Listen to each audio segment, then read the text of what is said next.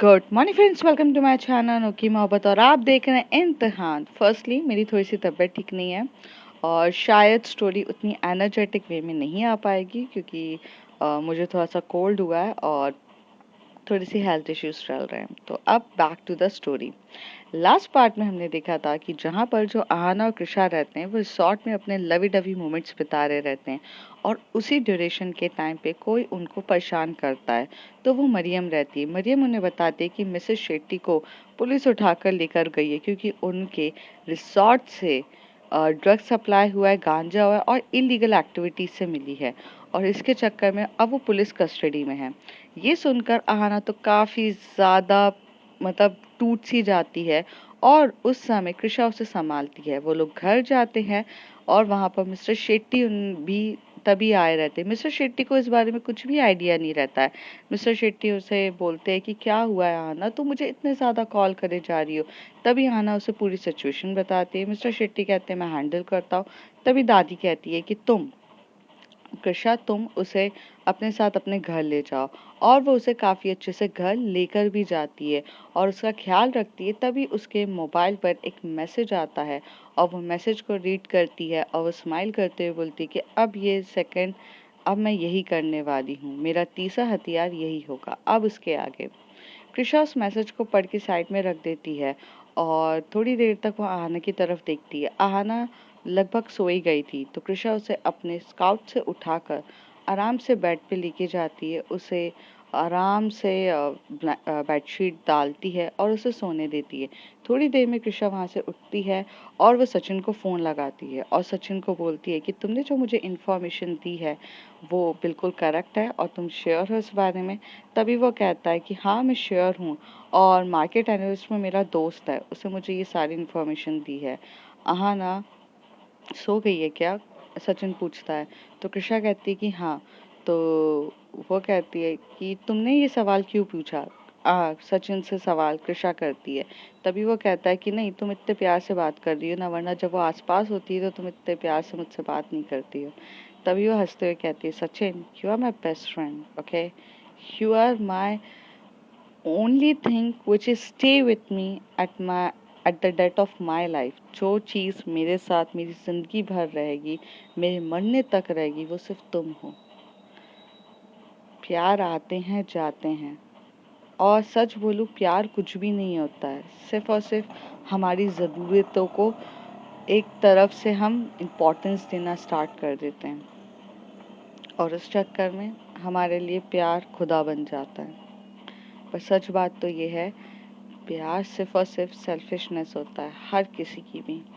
तभी वहाँ से सचिन बोलता है, ऐसा नहीं है कृषा, तुम गलत सोच रही हो प्यार के बारे में। प्यार सेल्फिशनेस होता ही नहीं है, प्यार सेल्फलेस होता है।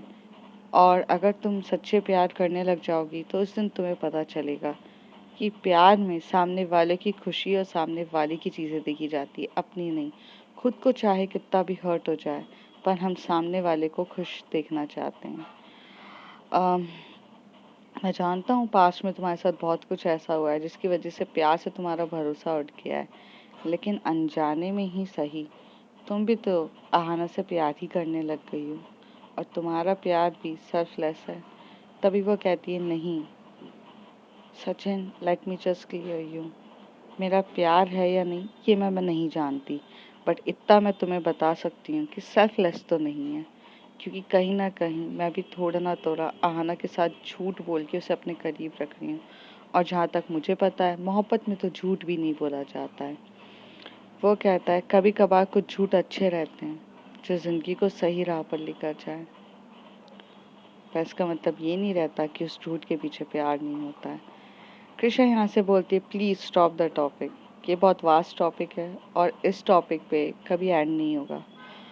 हमें हमारे काम पे फोकस करना चाहिए। मैं जितनी जल्दी सुगंधा को पूरे तरीके से तबाह कर दूं और इन सब चीज़ों से दूर हो जाऊं, ना मैं आहाना के फीलिंग्स के साथ खेलना चाहती हूँ ना कुछ।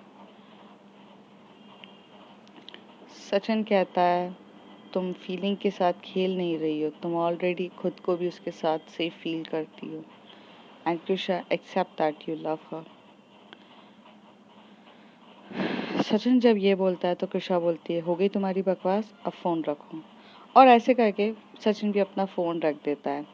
सचिन ने अब ये चीज़ मान ली थी कि कृषा जो है वो उससे प्यार नहीं करती है, वो उसके घर की बहू नहीं बनेगी, क्योंकि वो आहाना के साथ उसने जिस तरीके से उसके गैस्चर्स देखने का तरीका था, उसे तो साफ साफ पता चलता था कि आहाना की वो बहुत ज़्यादा केयर करती है। पर ऐसा क्या है कि कृषा हमेशा से मोहब्बत से दूर भागती है? उसे मोहब्बत से डर लगता है और उसे ये भी नहीं लगता कि कोई ज़िंदगी में सच्चा भी प्यार कर सकता है। हालांकि कुछ तो ऐसा हुआ होगा ना उसकी लाइफ में भी। चलिए आगे बढ़ते हैं। फिर यहाँ से जो हमारी कृषा रहती है, वो जब बेडरूम में आती है तो आहाना उठ चुकी रहती है और वो उठ के घूरते घूरते कृषा को देख रही रहती है। कृषा बोलती है कि क्या हुआ, तुम मुझे ऐसे बिल्ली की घूरती हुई नज़र से क्यों देख रही हो, क्या मुझे खा जाओगी? तो कहती है कि तुम्हें हमेशा से मेरे साइड में होना चाहिए, लेकिन जब भी मैं सो जाती हूँ तुम गायब हो जाती हो। तो वह कहती है कि अरे बाप रे, उफ, ये तुम्हारा गुस्सा, क्या ही बोलें। अम, मैं एक्चुअली थोड़ा-सा काम था मुझे, मैं फ़ोन पे बात कर रही थी। कहती है किससे?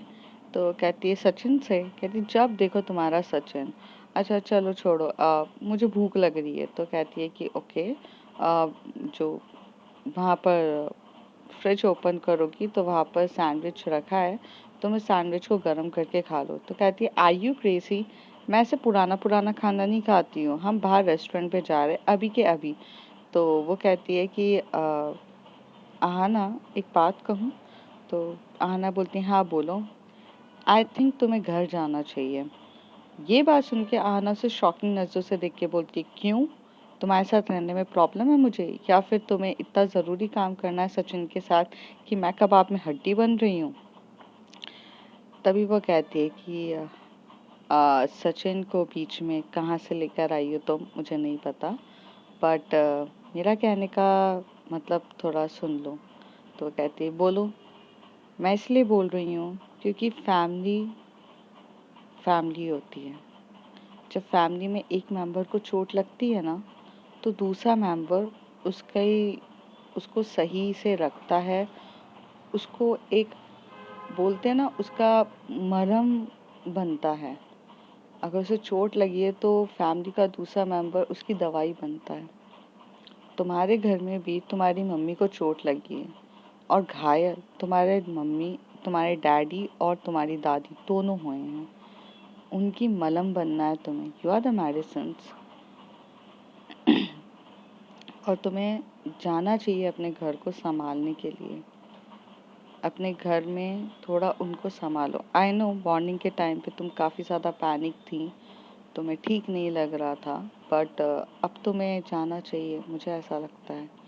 तो ये बात सुनकर आहाना को भी फील होता है कि कृषा बिल्कुल सही कह रही है कि जब उसकी फैमिली को उसकी नीड है तो वो ऐसे कैसे भाग सकती है। तो तभी वो कृषा की तरफ बोलती है क्या तुम भी मेरे साथ चलोगी? तो कहती है फैमिली अब तुम्हारी है, तुम्हें हैंडल करना है, मैं आउटसाइडर हूँ, मैं कुछ नहीं कह सकती हूँ। तो वो कहती है नो, तुम आउटसाइडर नहीं हो, लेकिन मुझे तुम्हारी ज़रूरत है, तुम सिचुएशन हैंडल करने में अच्छी हो, प्लीज़ चलो। तो ये बोलती है, तभी कृषा को कुछ याद आता है। कृषा को लगता है कि उसे मिस्टर शेट्टी से बात करनी चाहिए, अपना जो लास्ट और तीसरा हथियार है वो डालने के लिए। तो इसलिए वो कहती है कि ठीक है चलते हैं।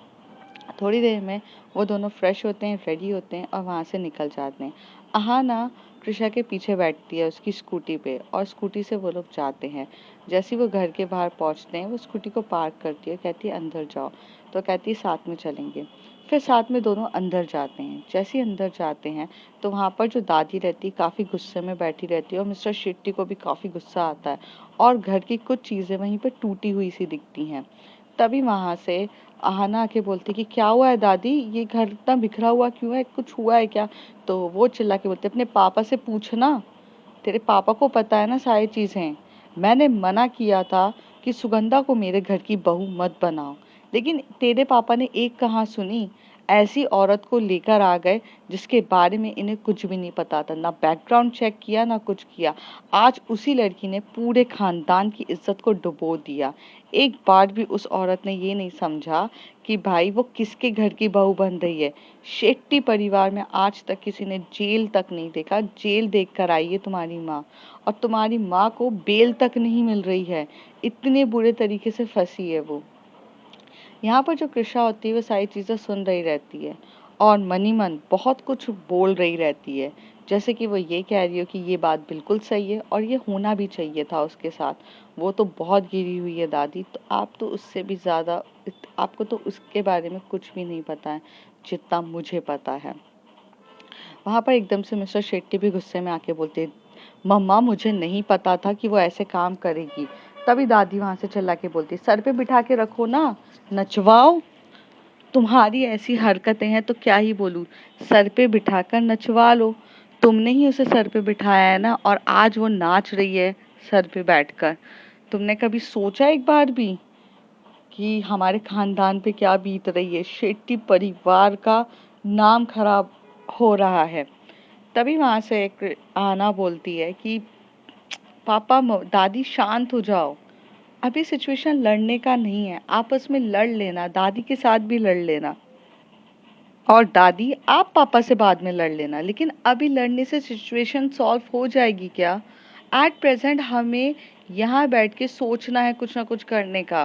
पापा आपके एडवोकेट से बात हुई, क्या हुआ? तो कहते हैं कि यार बेटा मेरी बात तो हुई है, लेकिन तुम्हारी मम्मी का केस बहुत जोरों शोरों से हाई है, क्योंकि ऐसे बहुत सारे एविडेंस मिल चुके हैं जिसकी वजह से ये साबित होता है कि ये पार्टी कोई वन टाइम नहीं थी, ये हर बार पार्टी चलती है।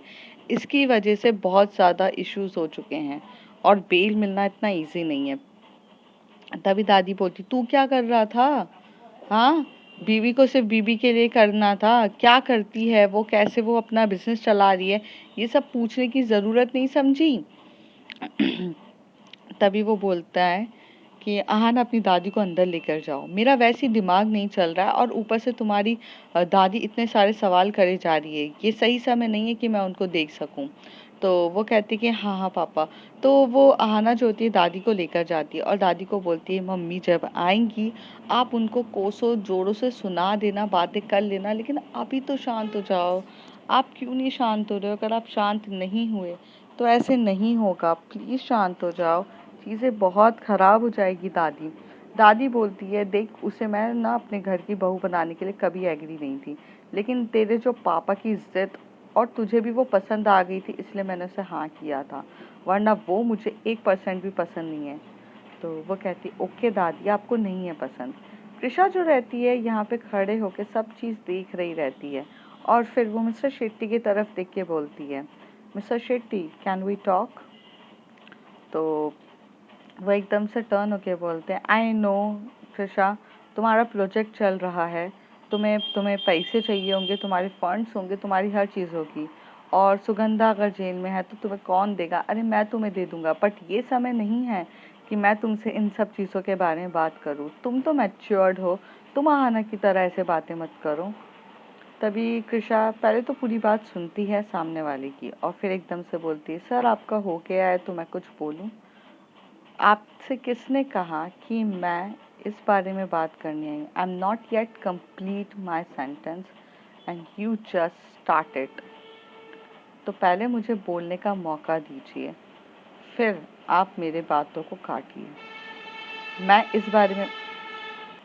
कृषा की ये बात सुन के मिस्टर शेट्टी कहते हैं, अच्छा बोलो। तो वो बोलती हैं कि क्या हम शांति से बैठ के बात कर सकते हैं? तो कहते हैं, हाँ चलो मेरे स्टडी रूम पे। स्टडी रूम पे दोनों जाकर बैठते हैं। अहाना जो कृषा जो रहती है वो देखती है मिस्टर शेट्टी को, बहुत ज़्यादा टेंस होते हैं।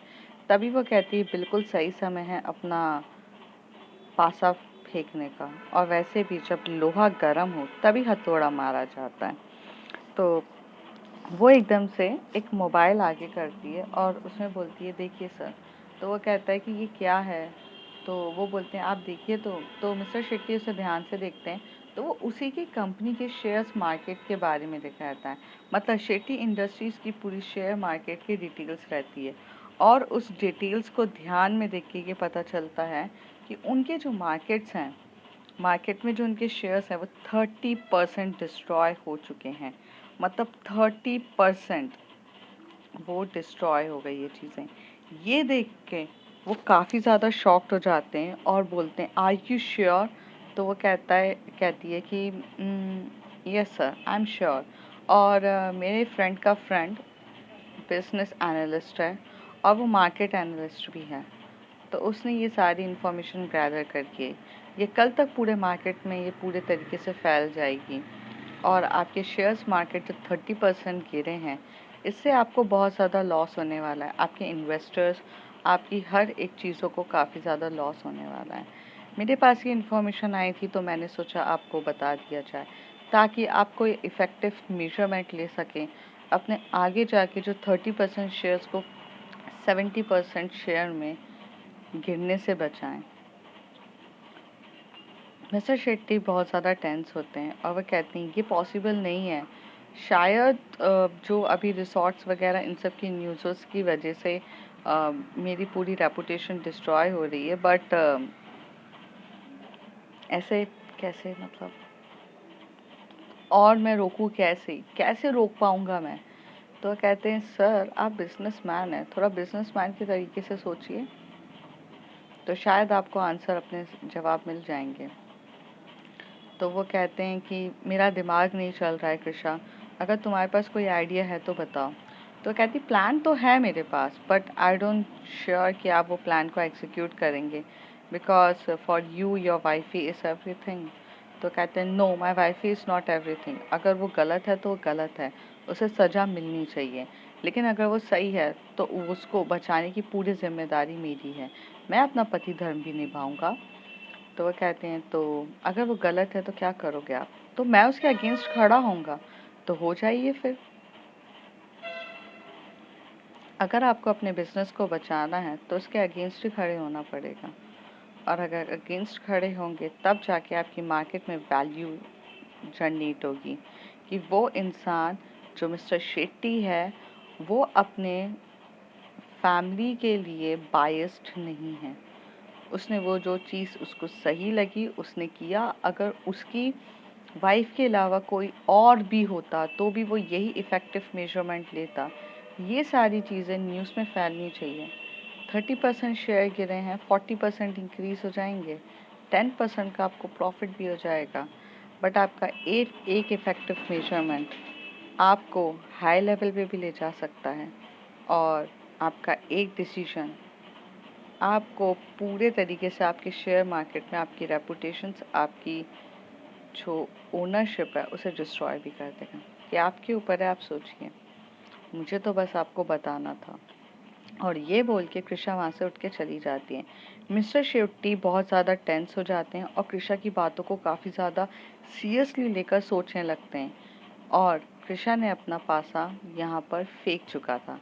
अब हथियार सही जगह लगा है कि नहीं, ये जानने के लिए उसे भी कल तक का इंतज़ार करना था। कृषा यहाँ से उठती है और उठकर चली जाती है अपने दादी के रूम पे। दादी के रूम पे जाती है तो आहाना दादी को टैप कर करके सुला रही थी अपने लैप पर। तो वो ये देख के काफ़ी ज़्यादा खुश होती है और दादी के पास जाके बोलती है दादी आप ठीक हो? तो कहती है ज़बरदस्ती मेरे को देखो बच्चों की तरह लिटा कर मेरे को ऐसे सुला रही है, मुझे नींद आएगी? बताओ मुझे नींद आएगी? मेरी पूरी फैमिली ऐसी डिस्ट्रॉय हो रही है, मुझे नींद आएगी? तभी आहाना बहुत प्यार से बोलती है कि दादी जब बचपन में मैं ऐसी थी, मैं पैनिक होती थी तो आप भी तो मुझे ही ऐसे सुलाती थी, आज मैंने भी आपको ऐसे सुला दिया। तो वो कहती तुम्हारी टेंशन अलग है, मेरी टेंशन अलग है, तुम बात को नहीं समझ रही हो। तो कृषा कहती है आहाना पापा जो हैं आपके स्टडी रूम पर हैं और वो काफ़ी ज़्यादा टेंस हैं। मेरे ख्याल से आपको उनके लिए कॉफ़ी बनाकर ले जाना चाहिए और अपने पापा को थोड़ा सा शांत करना चाहिए। आप जाओ उनके साथ बैठो, दादी को मैं देख लेती हूँ। तो कृषा की ये बात सुन के आना बोलती है दादी को संभाल लेना। तो कहती है मैं संभाल लूँगी, आप जाओ, और सुनो कॉफ़ी बनाओगी तो दादी के लिए भी बना लेना। दादी कहती हैं कि मेरे लिए तो चाय लेकर आना, आना मैं कॉफ़ी नहीं पीती हूँ। ये बात देख के आहाना हंसते हुए कहती ओके दादी मैं जाती हूँ, और ऐसे कह के वो वहाँ से चली जाती है। यहाँ पर कृषा दादी के बाजू में बैठती है और दादी को हाथ पकड़ते हुए कहती है, दादी इतनी टेंशन लेके क्या हो जाएगा, टेंशन लेने से सिर्फ बीपी हाई होगा और आपको क्या लगता है चीज़ें ठीक हो जाएगी। तो वो कहती है, बेटा तुझे पता नहीं है सुगंधा के बारे में। कृषा कहती है कि क्या नहीं पता, आपकी वो स्टेप डॉटर इन लॉ है। कहती है, हाँ वो मेरी स्टेप डॉटर इन लॉ है, बट मैं एक बात आपको बताना चाहती हूँ, उसने कोई प्यार वगैरह से शादी नहीं करी है, उसने ना मेरे बेटे की प्रॉपर्टी देख के शादी करी है। उसे स्टार्टिंग से ही उसकी प्रॉपर्टी पे लालच था और जैसे ही उसने शादी करके आई उसने आहाना को अपनी घेर में लिया। जैसे ही आहाना ने शादी के लिए हाँ कह दी और आहाना के साथ उसकी काफ़ी अच्छी बॉन्डिंग हुई, 1 या 1.5 साल के बाद जब भी उसके साथ बहुत सारे इंसिडेंट होने लग गए थे आहाना के साथ, और मुझे तो ऐसा लगता है कि जो भी इंसिडेंट होते थे उसमें कहीं ना कहीं हाथ सुगंधा का था और सुगंधा ही आसपास मिलती थी। जब भी उसे बचपन में गिर जाती थी, उसे चोट लग जाती थी, कुछ भी होता था, वो सुगंधा ही आसपास मिलती थी। पर ये पागल लड़की को तो कुछ समझ में नहीं आया। फिर मुझे जब डॉक्टर ने कहा कि ऐसा ही अगर रहा तो आप अपनी पोती को खो दोगे, और मैं अपनी पोती को खोना नहीं चाहती थी, इसलिए मैंने उसे काफ़ी अच्छे से संभाला और अब वो मेरे करीब रहती है। हाँ, वो अपनी माँ से ज़्यादा प्यार करती है, पर मैं उसको उसके साथ ज़्यादा छोड़ती भी नहीं हूँ। ये बात से उसकी और मेरी तो पर्सनल लड़ाई और दुश्मनी चलती है। दादी मैं सब कुछ समझ रही हूँ, बट अभी आपके गुस्से होने से क्या हालात ठीक हो जाएंगे? तो कहती है, नहीं बट मुझे गुस्सा आ रहा है। तो कृषा कहती है, गुस्सा आने वाली बात ही है, आपकी पूरी फैमिली की रेपुटेशन पे हो रही है। पर ऐसे तो गुस्सा आके कुछ नहीं होगा। आप कल का इंतज़ार करिए, आपका बेटा खुद ऐसे डिसीजन लेगा जिसकी वजह से आप ये सुनकर बेहद खुश होंगी, और ये मेरा वादा है आपसे। ये बात सुनकर जो दादी होती हैं वो कृषा की तरफ कहती हैं कि ऐसा क्या लेगा वो डिसीजन, वो अपनी बीबी के पल्लू में घुसा ही रहता है, वो कुछ नहीं लेने वाला, उसे समझाएंगे भी ना तो भी नहीं समझेगा। तभी कृषा बोलती, समझाने का तरीका होता है दादी, अलग तरीके से समझाओ ना तो सब चीज़ें समझ में आती है, बस समझाने के तरीके पे जाना पड़ता है। तो वो कहती कि तुमने कौन सा तरीका लिया है? तो कहती मैंने तो अच्छा खासा तरीका ले लिया है, कल का इंतज़ार करिए आप, और अभी मेरे साथ बाहर चलिए और चाय पीजिए और बिल्कुल भी टेंशन मत लीजिए, और आप अपने बेटे से जो चीज़ चाहती हो वो कल हो जाएगी, आप इंतज़ार करिए। ऐसे बोलकर वो दादी को आराम से कंसोल करती है और दादी को बाहर ठंडी ठंडे गार्डन में लेकर जाती है और ठंडी ठंडी हवाओं में वहाँ बिठाती है और शांति से बैठे रहते हैं सब के सब। दूसरी तरफ जो आहाना होती है वो कॉफ़ी लेके डैड की तरफ जाती है, डैड को देती है, डैड को हग करती है और बोलती है, dad everything will be fine, और इस पे डैड भी एग्री कहीं ना कहीं हो जाते हैं। वो चाय लेकर आती है, आहाना दादी को देती है, कृषा को देती है और खुद भी वहाँ पीते हुए बैठे रहते हैं। वो बहुत प्यारा सा माहौल था। उस दिन ऐसा लग रहा था कि कृषा की फैमिली कंप्लीट हो गई है, उसे तो बस यही फैमिली चाहिए थी, और उसमें से सिर्फ और सिर्फ सुगंधा को वो आउटसाइड करते हुए चाहिए था। वो भी काफ़ी खुश होती है। फिर वो आना की तरफ देख के बोलती है, चलो रात बहुत हो गई है, मुझे घर जाना चाहिए। तो तभी दादी उसका हाथ पकड़ के बोलती है, यहीं पर रुको, रात बहुत हो गई है, तुम्ही ने कहा है। कृषा, यहीं पर रुकोगी तुम, आना जाओ, उसका बेड तैयार करो ऊपर का, तुम्हारे साथ वो सोएगी। ये बात सुनकर आहाना के तो मन में लड्डू फूटा और वह कहती है कि हाँ हाँ बिल्कुल, जाहिर सी बात है, मैं जाती हूँ। और ऐसे कह के वो जाती है, बेड को तैयार करती है। बेड को तैयार का मतलब था कि बेडशीट थोड़ा सा साफ कर लो, लेकिन वो तो पूरा रूम ही तैयार कर देती है। थोड़ी देर में कृषा दादी को आराम से उनके बेड पे सुलाती है और उनको आराम से बेडशीट उठाते हुए जा ही रही रहती है। तभी दादी हाथ पकड़ के बोलती है, बेटा मेरे घर को संवार दे, मेरे घर में पहले जैसी खुशी ला दे। जब से सुगंधा आई है मैंने मेरे घर को टूटते हुए देखा है, बस मेरे घर को पहले जैसा बना दे। अब तो आना भी बड़ी हो गई है, वो भी सब समझ जाएगी। उसे माँ की नहीं, उसे अपने पिता की अब ज़्यादा ज़रूरत है। कृषा नीज़ पे बैठती है और कहती है, दादी जैसा आप चाहते हो वैसा ही होगा, अभी आप सो जाओ, टेंशन ना लो। ये बोलकर वो चली जाती है। पहले तो वो मिस्टर शेट्टी से मिलती है और शेट्टी से कहती है कि आप ठीक हैं? तो वो कहता है कि मैंने कुछ चीज़ें सोची हैं, क्या ये सही होगा? तो वो कहती हैं कि अगर आपने सोचा है तो वो सही होगा, क्योंकि मैंने तो सिर्फ एक एडवाइस दी है, पर सही तरीके से एग्जीक्यूट करना आपको अच्छे से आता होगा। All all through you are the businessman, all though you are the businessman. तो वो कहता है कि हाँ हूँ तो बिजनेसमैन, बट मुझे सही से पता नहीं है। तो वो कहते हैं कि सर आई बिलीव यू, और ऐसे कह के वो वहाँ से चली जाती है। जैसे ही वो अपने रूम पर जाती है तो वहाँ पर अहाना आराम से इंतज़ार कर रही रहती है।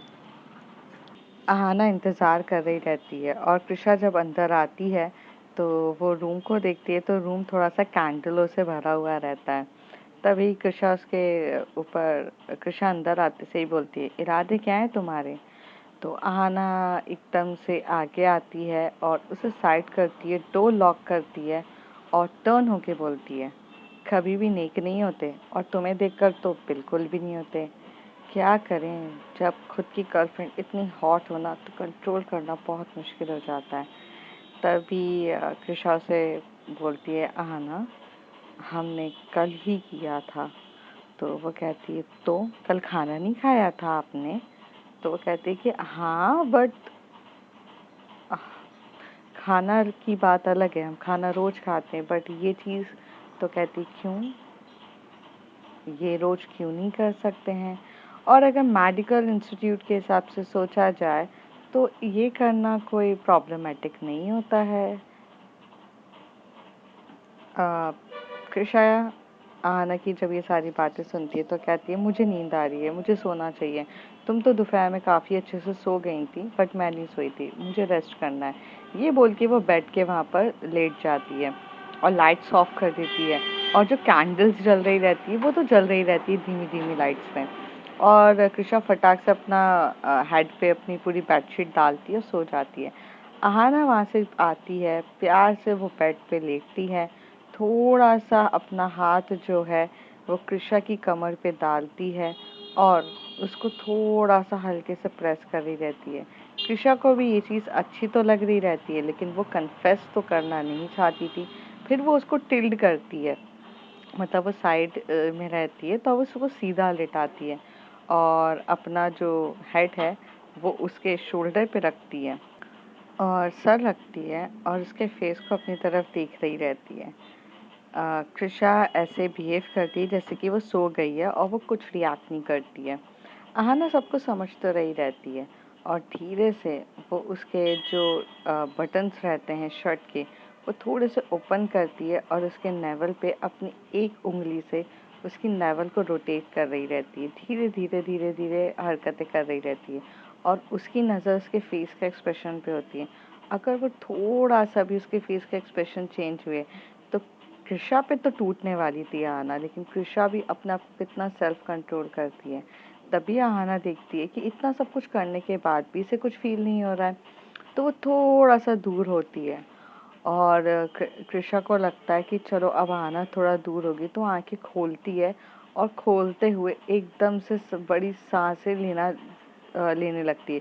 तो जैसे ही आंखें खोलती है तो उसके ऊपर आहाना एकदम से सामने देख रही रहती है।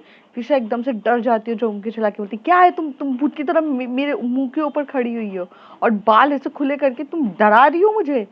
कहती, भूतनी को देख लिया मैंने? तो कहती, अभी तक इतने प्यार से रह रही थी तो तुम्हें समझ में नहीं आ रहा था, अब थोड़ा सा मैंने डिस्टेंस ऐसे किया तो भूतनी लगने लगी हूँ। You are such a very bad. और ऐसे करके वो उसके लिप किस करना स्टार्ट कर देती है। कृषा भी आना को रोक नहीं पाती है और वो दोनों लिप लॉकिंग करने लगते हैं। पहले वो अपर लिप को बहुत प्यार से किस करती है, फिर लोअर लिप को किस करती है। दोनों को काफ़ी प्यार से धीरे धीरे किस कर रही थी।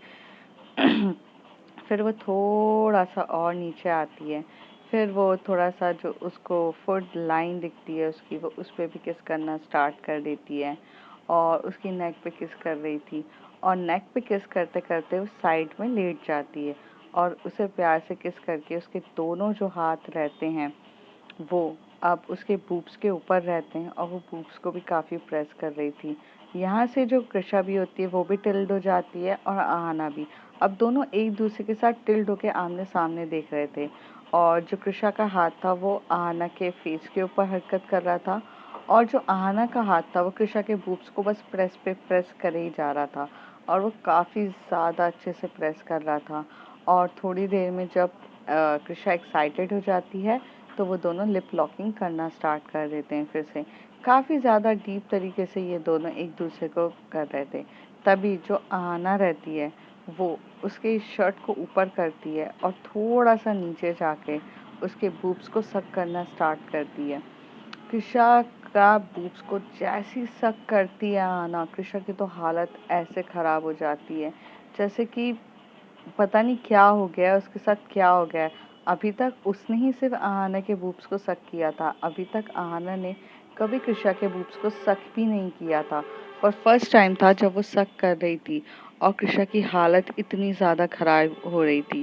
धीरे से वो अपना हाथ कृषा की पैंटी के अंदर डाल देती है और उधर पे थोड़ी हरकतें करना स्टार्ट कर देती है। हल्का-हल्का मूवमेंट्स कर रही रहती है और उसके बूब्स को सक कर रही रहती है। कृषा तो ऑलमोस्ट ऐसी सिचुएशन में हो जाती है कि उसे कुछ भी समझ में नहीं आ रहा था कि क्या हो रहा है उसके साथ।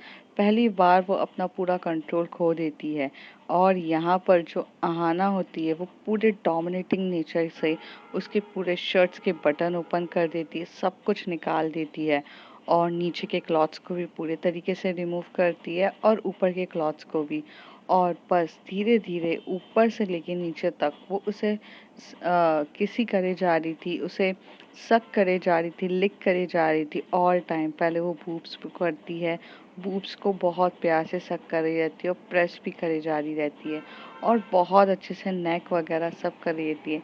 यहाँ पर तो कृषा ने फर्स्ट टाइम अपने आप को सरेंडर कर दिया था और वो सिर्फ बेडशीट पे कर रही थी। थोड़ी देर के बाद वो जब नीचे के पार्ट पे भी जाती है, हरकत कर देती है, आराम से उसको पूरा सैटिस्फाइड करने के लिए उसके थाइस वगैरह सब पे हाथ फैला लेती है। उसके बाद वो धीरे से बोलती है, "कैन आई?" तो कृषा बस अपने पलके झपका के बोलती है कि हाँ और इससे अब वो ओपन द लेग्स करके इन और आउट करने लग जाती है और जैसे-जैसे इन और आउट की स्पीड बढ़ रही रहती है, वैसे-वैसे कृषा की हालत ख़राब हो रही रहती है।